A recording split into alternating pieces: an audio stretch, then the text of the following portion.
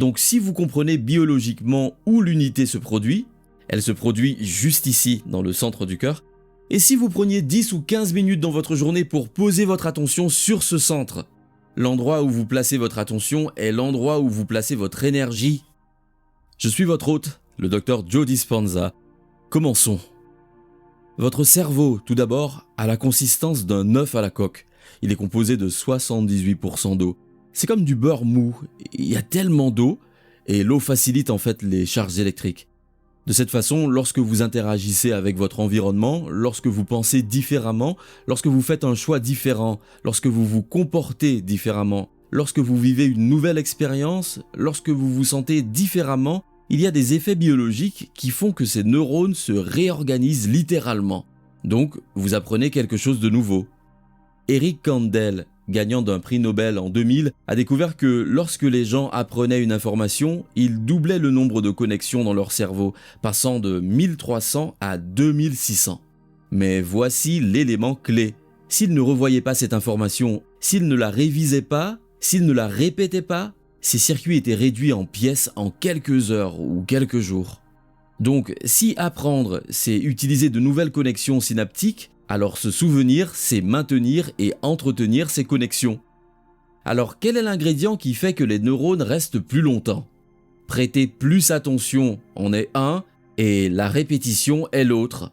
C'est comme ça que lorsqu'une personne commence à répéter quelque chose, comme un numéro de téléphone ou les paroles d'une chanson, ou lorsqu'elle rencontre quelqu'un pour la première fois et qu'elle doit faire attention à son nom, si elle n'est pas présente et qu'elle ne fait pas attention, bien sûr, ces circuits ne resteront jamais vraiment collés.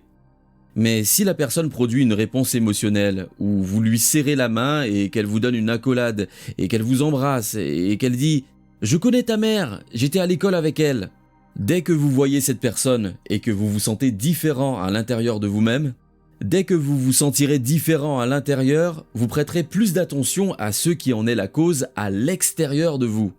Et cet événement en soi s'appelle un souvenir.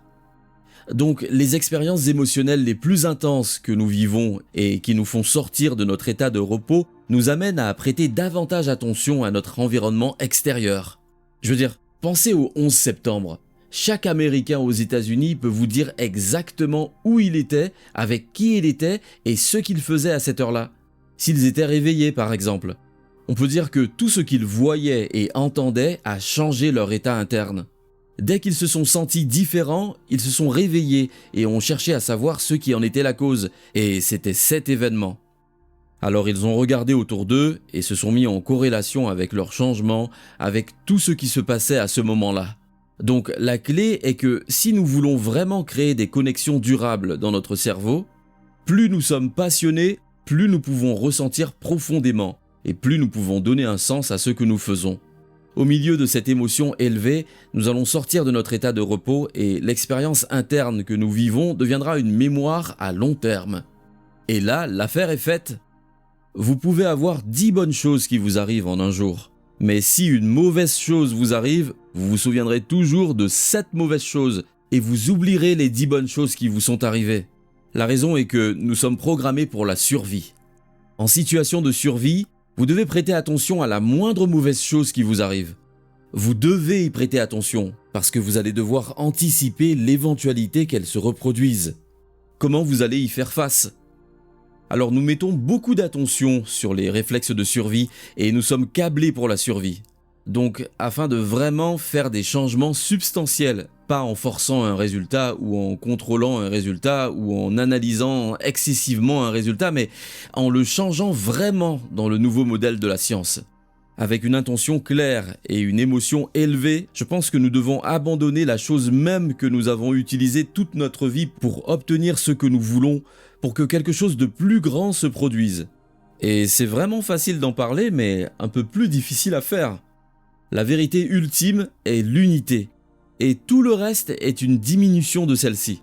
Donc si vous comprenez biologiquement où l'unité se produit, elle se produit juste ici, dans le centre du cœur, et si vous preniez 10 ou 15 minutes dans votre journée pour poser votre attention sur ce centre, l'endroit où vous placez votre attention est l'endroit où vous placez votre énergie pour cultiver une émotion élevée comme la gratitude, la joie, pour l'existence ou l'amour de la vie ou la compassion.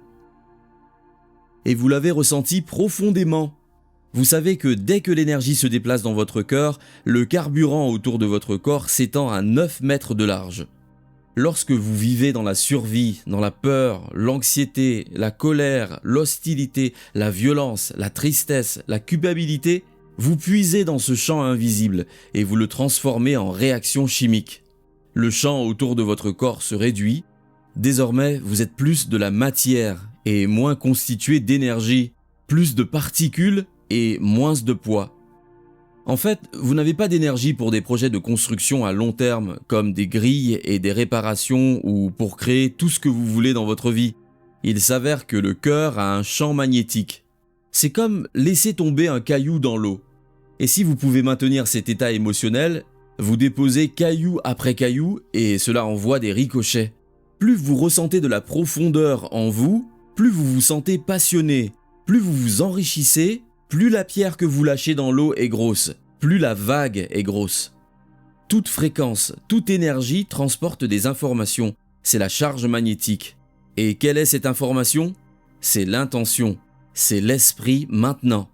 Alors vous envoyez une intention sur cette onde, vous avez une intention claire, et cette information est transportée sur cette onde de fréquence. Maintenant, vous diffusez une signature électromagnétique dans le champ.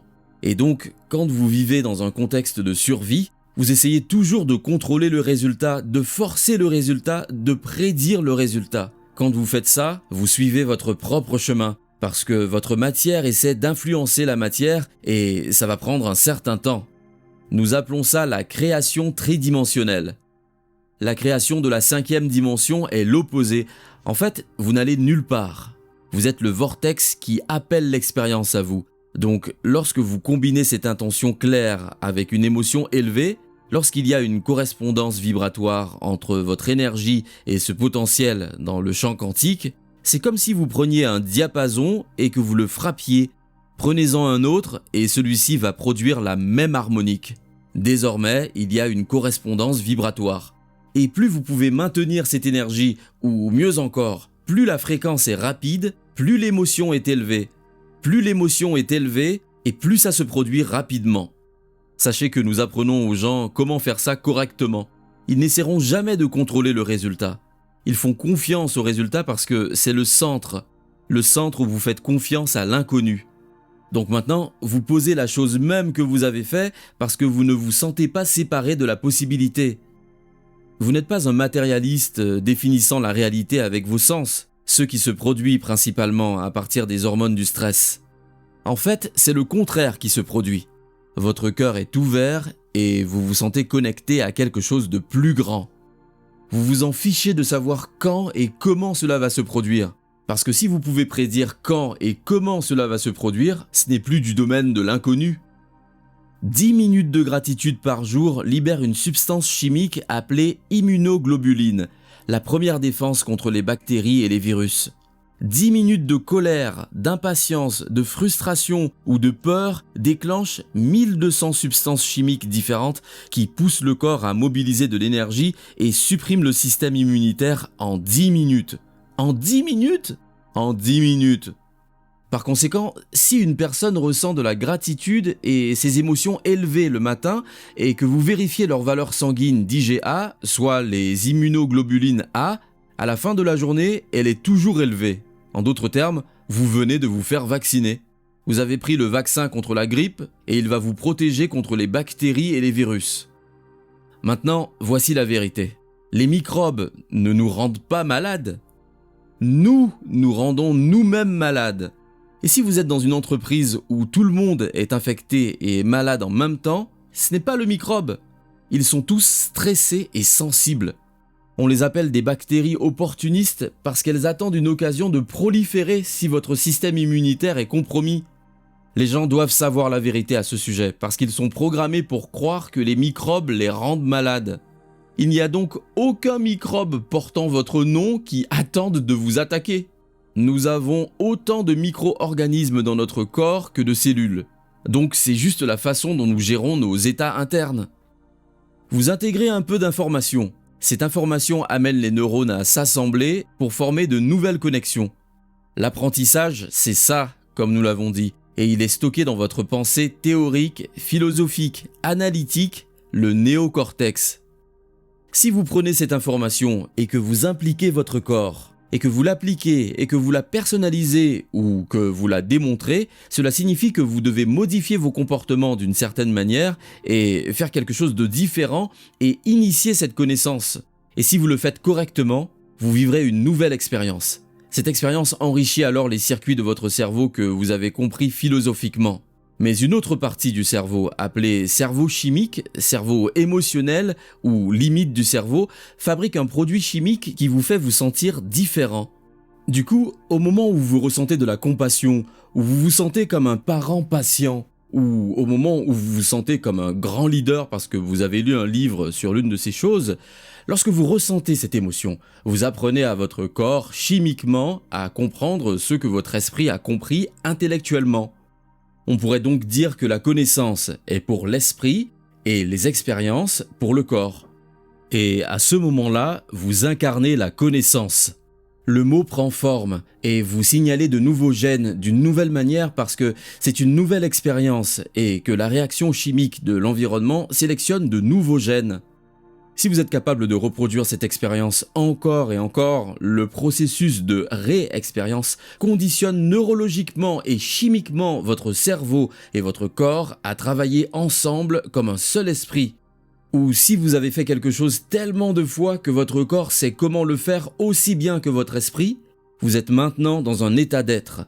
Maintenant, c'est inné chez vous. C'est ce que vous êtes. Vous l'avez fait tellement de fois que vous n'avez pas besoin d'y penser. C'est presque subconscient. Notre travail consiste donc à passer du statut de philosophe à celui d'initié, de maître. Passer de penser à faire, à être. Passer de l'esprit au corps, à l'âme. Et de la connaissance à l'expérience, à la sagesse. Et nous aurons toute la machinerie biologique et neurologique pour le faire. Je pense donc que le problème que nous rencontrons dans notre vie lorsque nous atteignons un certain point est que nous cessons d'évoluer vers cet état d'être.